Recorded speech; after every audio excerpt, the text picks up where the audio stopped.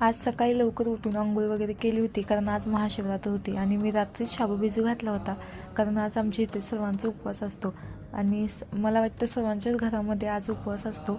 आणि मग इथे शेंगदाण्याचं कूट हे नव्हतं, मग शेंगदाणे भाजायला घेतले आणि लगेच इथे बटाटा आणि मिरची चिरून घेतली आणि लगेच शाबू करायचा होता. पण शाबू करताना क्रिशा उठली आणि मग काय क्रिशाला घेऊन शाबू करावा लागला. ती खाली उतरायलाच तयार नव्हती आणि आता मी शेंगदाणे भाजले होते खरं, पण आता हे बारीक कशी करायचं हा मोठा प्रश्न होता. तर तिला खाली सोडलं तर बघा कशी रडत होती ती. आता मलाही खूप वाईट वाटत होतं, पण करणार काय. मग लगेच यांचा इथे टिफिन बनवून दिला आणि पॅक करून ह्यांना पाठवलं. आणि आज संडे असूनही ह्यांचं ऑफिस होतं, त्यामुळे त्यांना जावं लागत होतं. आणि मग मी लगेच इथे देवपूजा करून घेतले त्यांनी गेल्यानंतर. आणि मग लगेच इथे उंबरठा पूजनही करायचं होतं. आता मी जसं करते तसं क्रिशाला करायचं होतं, म्हणून मी तिला त्या साईडला बसवलं होतं. आणि इथे बघू शकता मी जसं लावते तसं ती लावत आहे.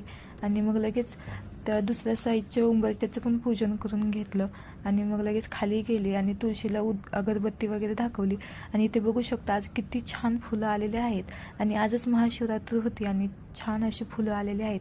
मग मी जास्वंदाचं फूल कट केले, म्हणजे तोडलं आणि मग लगेच इथे गणपतीला आणून अर्पण केलं.